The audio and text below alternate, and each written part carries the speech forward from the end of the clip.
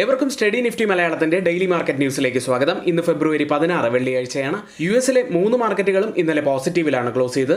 ഡൗ John's 300 പോയിന്റ്സിലേറെ ഉയരുകയുണ്ടായി. Earnings തന്നെയാണ് US മാർക്കറ്റുകളെ മുന്നോട്ട് കൊണ്ടുപോകുന്നത്. യുഎസ് റീറ്റെയിൽ സെയിൽസ് ഡാറ്റയ്ക്ക് പിന്നാലെ യുഎസ് 10-year ട്രഷറി ബോണ്ട് ഈൽഡുകളിൽ ചെറിയൊരു ഇടിവ് കണ്ടു.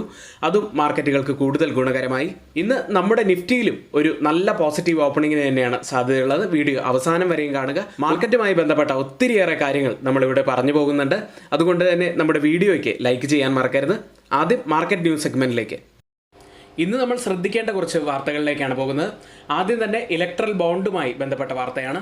ഇലക്ട്രൽ ബോണ്ട് പദ്ധതിയുമായി ബന്ധപ്പെട്ട് ഫെബ്രുവരി 15 സുപ്രീം കോടതിയുടെ 5-അംഗ ഭരണഘടനാ ബെഞ്ച് പുറപ്പെടുവിച്ച വിധിയുടെ ചില പ്രസക്തമായ കാര്യങ്ങളിലേക്ക് വരാം.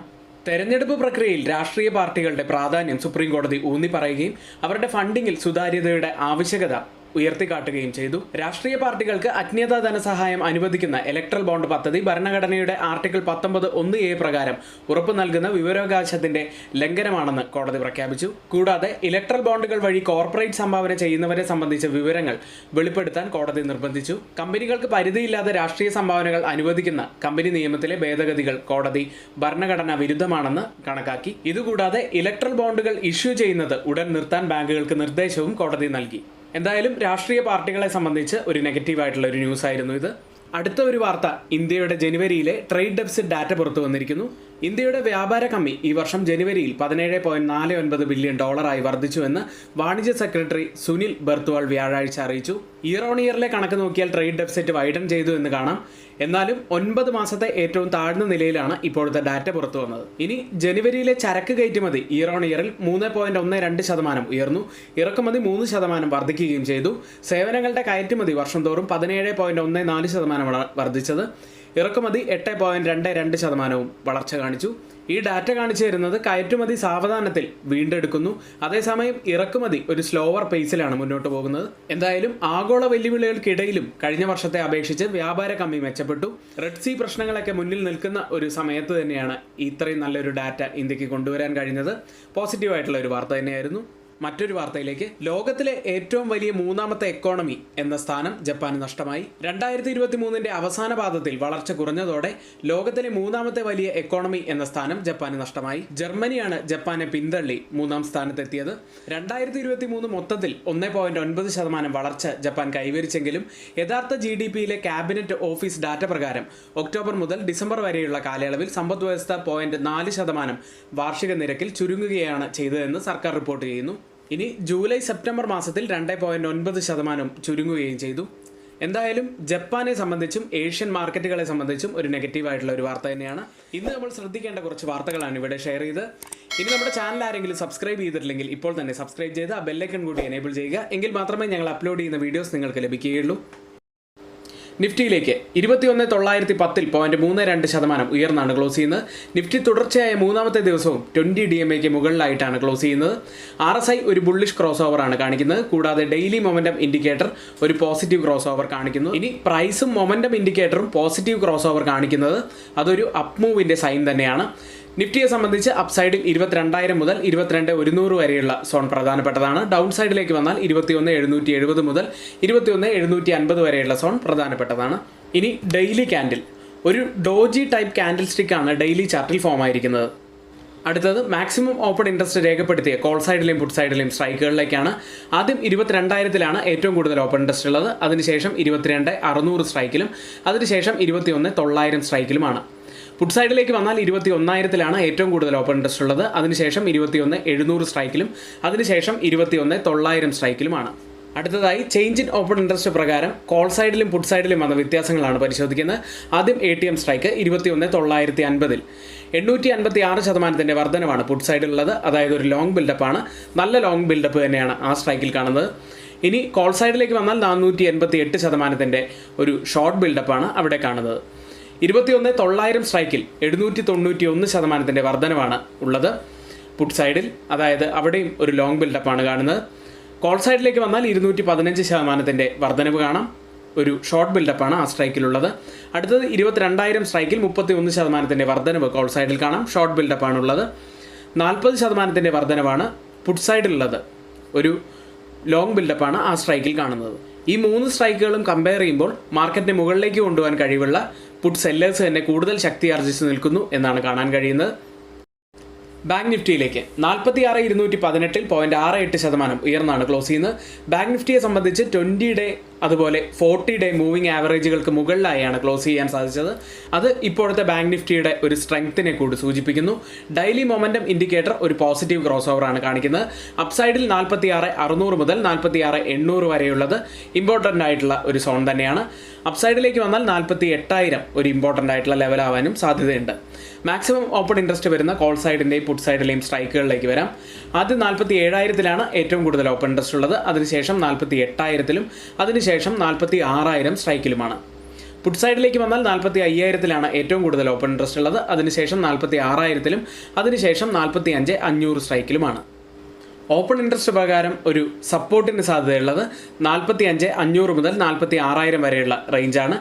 റെസിസ്റ്റൻസ് ആവാൻ സാധ്യതയുള്ളത് 47,000 ഇന്ത്യ വിക്സിലേക്ക് അങ്ങനെ തുടർച്ചയായ 3ാമത്തെ ദിവസവും ഇന്ത്യ വിക്സ് നെഗറ്റീവിലാണ് ക്ലോസ് ചെയ്തത്. ഈ 3 ദിവസങ്ങളിലും നിഫ്റ്റി പോസിറ്റീവിലാണ് ക്ലോസ് ചെയ്തത് എന്നും ഓർക്കുക. ഇനി ഇന്ത്യ വിക്സ് 15.22 എന്ന നിലയിൽ 1.36% ഇടിഞ്ഞാണ് ഇന്നലെ ക്ലോസ് ചെയ്തത്. ഇന്ന് നമ്മൾ ശ്രദ്ധിക്കേണ്ട പ്രധാനപ്പെട്ട സ്റ്റോക്ക് ന്യൂസുകൾ. ആദ്യം ദിലീപ് ബിൽഡ്കോൺ. മധ്യപ്രദേശിലെ ജലവിഭവ വകുപ്പിന്റെ ടെൻഡർ ദിലീപ് ബിൽഡ്കോണിന് ലഭിച്ചു. 412.92 കോടി രൂപയാണ് പദ്ധതി ചെലവ്. അടുത്തത് UPL. ഗ്ലോബൽ റേറ്റിംഗ് ഏജൻസിയായ ഫിച്ച് റേറ്റിംഗ് ഏജൻസി UPL കോർപ്പറേഷന്റെ long term issuer default rating BBB- നിന്ന് BB+ തരം താഴ്ത്തി. UPLനെ സംബന്ധിച്ച് നെഗറ്റീവായിട്ടുള്ള ഒരു വാർത്തയാണ്. മറ്റൊരു കമ്പനി എസ്കോട്ട്സ് കുബോട്ടയാണ്. ട്രാക്ടർ നിർമ്മാതാവ് വർക്കേഴ്സ് യൂണിയനുമായി 3 വർഷത്തേക്ക് ദീർഘകാല വേതന സെറ്റിൽമെന്റ് കരാർ നടപ്പിലാക്കി. മറ്റൊരു കമ്പനി ഇന്റർഗ്ലോബ് ഏവിയേഷൻ. ഏറ്റവും വലിയ വിപണി വിഹിതമുള്ള എയർലൈനായ ഇൻഡിഗോ ഫെബ്രുവരിയിൽ directorate general of civil aviation പുറത്തുവിട്ട കണക്കുകൾ പ്രകാരം മുൻ മാസത്തെ 61.8% നിന്ന് 2024 ജനുവരിയിൽ 60.2% എന്ന നേരിയ ഇടിവിലേക്ക് പോയി. അതേസമയം സ്പൈസ് ജെറ്റിന്റെ വിപണി വിഹിതം 5.6% മാറ്റമില്ലാതെ തുടരുന്നു. മറ്റൊരു കമ്പനി NBCC ആണ്. ഡൽഹിയിലെ KG മാർഗിൽ സ്ഥിതി ചെയ്യുന്ന MEA ഭവന സമുച്ചയം പുനർവികസനം ചെയ്യുന്നതിന് 262 കോടി രൂപയുടെ പദ്ധതി സർക്കാർ ഉടമസ്ഥതയിലുള്ള കമ്പനിക്ക് ലഭിച്ചു എന്നൊരു പോസിറ്റീവായിട്ടുള്ള വാർത്ത. അടുത്തത് സാഗിൾ പ്രീപെയ്ഡ് ഓഷ്യൻ സർവീസസ്. ക്യൂസ് കോർപ്പറേഷനുമായി ഒരു കരാറിൽ ഒപ്പിട്ടു. ഏകദേശം 10 കോടി രൂപയുടെ ഒരു കരാറിലാണ് കമ്പനി ഒപ്പിട്ടത്. അടുത്തതായി ഇന്ന് F&O സെഗ്മെന്റിൽ ബാനായ സ്റ്റോക്കുകൾ. Aditya Birla Fashion Retail, Ashok Leyland, Balrampur Chini Mills, Bandhan Bank, Biocon, Delta Corp, Hindustan Copper, India Cement, Indus Towers, SAIL, Zee Entertainment എന്നീ കമ്പനികളാണ്. ഇന്നത്തെ ഏറ്റവും പ്രധാനപ്പെട്ട കുറച്ച് വാർത്തകളാണ് ഇവിടെ ഷെയർ ചെയ്ത്. മാത്രമല്ല നമ്മുടെ ഡെയിലി മാർക്കറ്റ് ന്യൂസ് രാവിലെ 7:30 അതിനുശേഷം രാവിലെ 10 മണി മുതൽ തന്നെ വളരെ നേരത്തെ തന്നെ ഇപ്പോൾ നമ്മുടെ ലൈവും സ്റ്റാർട്ട് ചെയ്യുന്നുണ്ട്. അപ്പോൾ എല്ലാവരും നിർബന്ധമായും കാണാൻ ശ്രമിക്കുക. എന്നാലും നമ്മുടെ എല്ലാ എഡ്യൂക്കേഷണൽ വ്യൂസും നിങ്ങൾക്ക് ലഭിക്കണമെന്നുണ്ടെങ്കിൽ, അതും രാവിലെ 9 മണി മുതൽ തന്നെ ലഭിക്കണമെന്നുണ്ടെങ്കിൽ തൊട്ടുമുകളിൽ ഇവിടെ കൊടുത്ത വാട്സപ്പ് നമ്പറിൽ ഞങ്ങൾക്ക് മെസ്സേജ് അയച്ച് ഞങ്ങളുടെ ടെലഗ്രാം ഗ്രൂപ്പിൽ ജോയിൻ ചെയ്യാവുന്നതാണ്. എഡ്യൂക്കേഷണൽ പർപ്പസിന് വേണ്ടി ഷെയർ ചെയ്യുന്ന F&O സ്റ്റോക്കുകളുടെയും സ്വിംഗ് സ്റ്റോക്കുകളുടെയും പെർഫോമൻസ് അനാലിസിസിലേക്കാണ്. ആദ്യം സ്വിംഗ് സെഗ്മെന്റിൽ തന്നെ ഇൻട്രാഡേയിൽ വലിയ പ്രോഫിറ്റിലേക്കും നമ്മുടെ ടാർഗറ്റ് ഹിറ്റ് ചെയ്തതുമായ സ്റ്റോക്കുകളിലേക്കാണ് വരുന്നത്. ആദ്യത്തെ സ്റ്റോക്ക് NMDC സ്റ്റീലായിരുന്നു. എൻട്രി എടുക്കുന്നത് 60.9 എന്ന നിലയിൽ. സ്റ്റോക്കിൽ 2 ടാർഗറ്റുകളാണ് ഫിക്സ് ചെയ്തിരുന്നത്, 65ഉം 68ഉം. 2 ടാർഗറ്റുകളും നമുക്ക് ഹിറ്റ് ചെയ്യാനും സാധിച്ചു. 69.5 വരെ സ്റ്റോക്ക് അപ്പായി. ഏകദേശം 14.12% പ്രോഫിറ്റായി മാത്രം ലഭിച്ചത്. ഇൻട്രാഡേയിൽ മറ്റൊരു സൂപ്പർ ഹിറ്റായ stock Mangalore Refinery and Petrochemicals Limited ആയിരുന്നു. MRPL. എൻട്രി എടുക്കുന്നത് 223 എന്ന നിലയിൽ. 244.7 വരെയാണ് സ്റ്റോക്ക് അപ്പ് ആയത്. അപ്പർ സർക്യൂട്ടിലായിരുന്നു ഇന്നുണ്ടായിരുന്നതും. അതുപോലെ 9.73% നമുക്ക് ഇന്നും പ്രോഫിറ്റായി മാത്രം ലഭിച്ചത്. മറ്റൊരു സ്റ്റോക്ക് കല്യാൺ ജ്വല്ലേഴ്സ് ആയിരുന്നു. ഫെബ്രുവരി 8 നമ്മൾ എൻട്രി എടുക്കുന്നത് 350 എന്ന നിലയിൽ. ടാർഗറ്റായി ഫിക്സ് ചെയ്തിരുന്ന 370 ആയിരുന്നു. ടാർഗറ്റ് നമുക്ക് ഹിറ്റ് ചെയ്യാൻ സാധിച്ചു. ഏകദേശം 7.4% നമുക്ക് പ്രോഫിറ്റായി ഈ സ്റ്റോക്കിൽ ലഭിച്ചത്. മറ്റൊരു സ്റ്റോക്ക് ആസാദ് എഞ്ചിനീയറിംഗ് ആയിരുന്നു. സ്റ്റോക്കിലും എൻട്രി എടുക്കുന്നത് ഫെബ്രുവരി 7 എൻട്രി എടുക്കുന്നത് 988 എന്ന നിലയിൽ. സ്റ്റോക്കിൽ നമുക്ക് ടാർഗറ്റായി ഫിക്സ് ചെയ്തിരുന്ന 1100 ആയിരുന്നു. 1100 നമുക്ക് ഹിറ്റ് ചെയ്യാനും സാധിച്ചു. ഏകദേശം 11.34% പ്രോഫിറ്റായി നമുക്ക് ഈ സ്റ്റോക്കിൽ ലഭിച്ചത്. മറ്റൊരു സ്റ്റോക്ക് M&M 1662 എന്ന നിലയിൽ ഫെബ്രുവരി 14 എൻട്രി എടുത്തത്. സ്റ്റോക്കിൽ ടാർഗറ്റായി ഫിക്സ് ചെയ്തിരുന്ന 1750 ആയിരുന്നു. 1784 വരെ സ്റ്റോക്ക് അപ്പായി.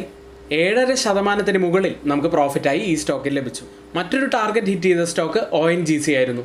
265 എന്ന നിലയിൽ എൻട്രി എടുത്തു. 275 ആയിരുന്നു ടാർഗറ്റായി ഫിക്സ് ചെയ്തിരുന്ന സ്റ്റോക്ക്. 279.85 വരെയാണ് അപ്പായത്. 5.5% മുകളിൽ പ്രോഫിറ്റായി ഈ സ്റ്റോക്കിലും ലഭിച്ചു.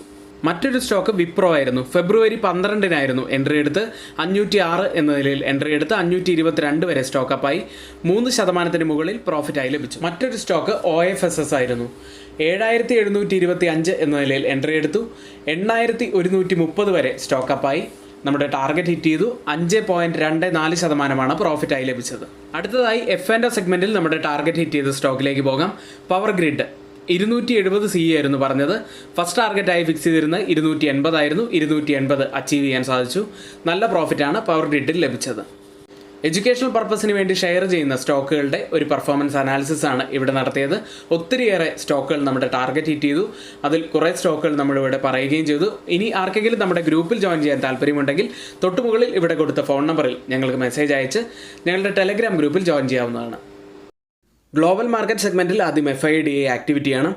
FIS ഇന്നലെ 3064 കോടി രൂപയ്ക്കാണ് സെല്ല് ചെയ്ത്. DIs ആവട്ടെ 2276 കോടി രൂപയ്ക്ക് ബൈ ചെയ്തു. ഇത് തുടർച്ചയായ രണ്ടാമത്തെ ദിവസമാണ് FIS 3000-ലേറെ കോടി രൂപയ്ക്ക് സെല്ല് ചെയ്യുന്നത്. US മാർക്കറ്റുകൾ ഇന്നലെ US-ൽ നിന്നും പുറത്തു വന്നത് US റീറ്റെയിൽ സെയിൽസ് ഡാറ്റയായിരുന്നു. വാഹന ഡീലർഷിപ്പുകളും പെട്രോൾ സർവീസ് സ്റ്റേഷനുകളും ഉണ്ടാക്കിയ ഇടിവ് US റീറ്റെയിൽ സെയിൽസ് ഡാറ്റയിൽ ജനുവരിയിൽ 0.8% ഇടിവുണ്ടാക്കിയെന്ന് വാണിജ്യ വകുപ്പിന്റെ റിപ്പോർട്ടുകൾ കാണിക്കുന്നു. കൂടാതെ US ജോബ്ലെസ് ക്ലെയിംസിലും ഒരു ഇടിവുണ്ടായി. ഇന്നലെ ക്ലോസ് ചെയ്യുന്ന US മാർക്കറ്റുകൾ പോസിറ്റീവിലായിരുന്നു. ഡൗ ജോൺസ് 0.91% ഉയർന്നപ്പോൾ S&P 500 0.58% ഉയർന്നത്. നാസ്ഡാക്ക് 0.30% ഉയർന്നു. US മാർക്കറ്റുകളിൽ CME ഫെഡ് വാച്ച് ടൂൾ പ്രകാരം 79% ജൂൺ മാസത്തിൽ ഒരു 25 ബേസിസ് പോയിന്റ്സ് റേറ്റ് കട്ട് ഉണ്ടാകും എന്നാണ് കാണിക്കുന്നത്. കൂടാതെ ഏർണിംഗ് സൈഡിൽ S&P 500 കമ്പനികളിൽ 80.3% ഇപ്പോൾ ഏർണിംഗ്സ് എസ്റ്റിമേറ്റുകളെ ബീറ്റ് ചെയ്യുന്ന റിസൾട്ടുകൾ തന്നെയാണ് പുറത്തു കൊണ്ടുവന്നത്.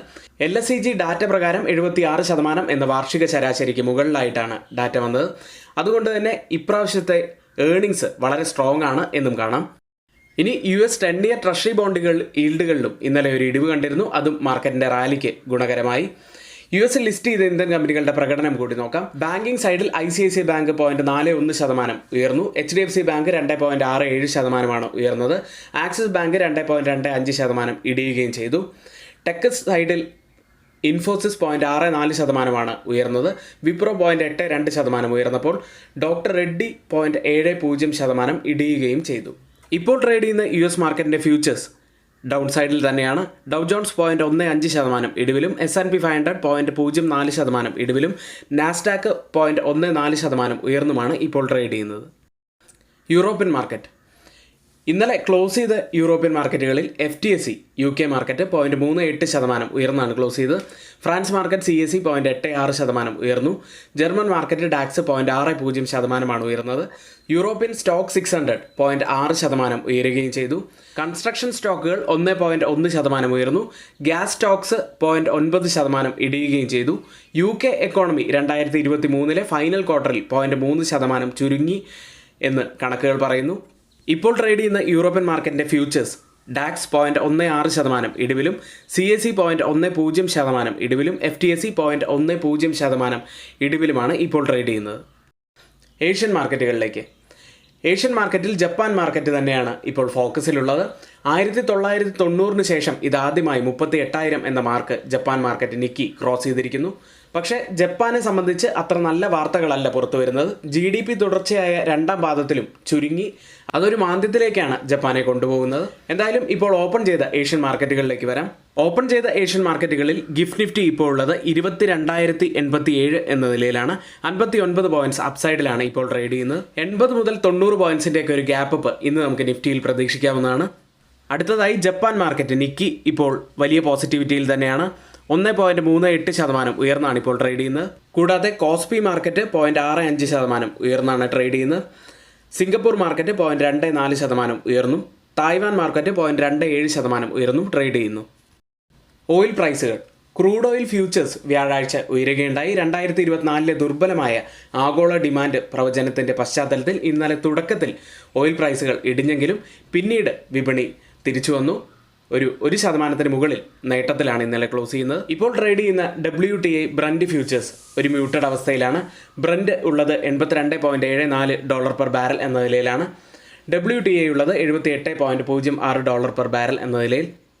ഇന്നത്തെ ഏറ്റവും പ്രധാനപ്പെട്ട കുറച്ച് വാർത്തകൾ ഏറ്റവും ഓതറൈസ്ഡ് ആയിട്ടുള്ള സൈറ്റുകളിൽ നിന്ന് എടുത്തിട്ടുള്ളതാണ്. മറ്റുള്ളവയെല്ലാം നമ്മുടെ വ്യൂസ് മാത്രമാണ്. ഒരിക്കലും അതൊന്നും റെക്കമെൻഡേഷൻ ആയിട്ട് ആരും തന്നെ കണക്കാക്കരുത്. എങ്കിൽ ഇന്നത്തെ വീഡിയോ ഇവിടെ പൂർത്തിയാവുന്നു. നന്ദി.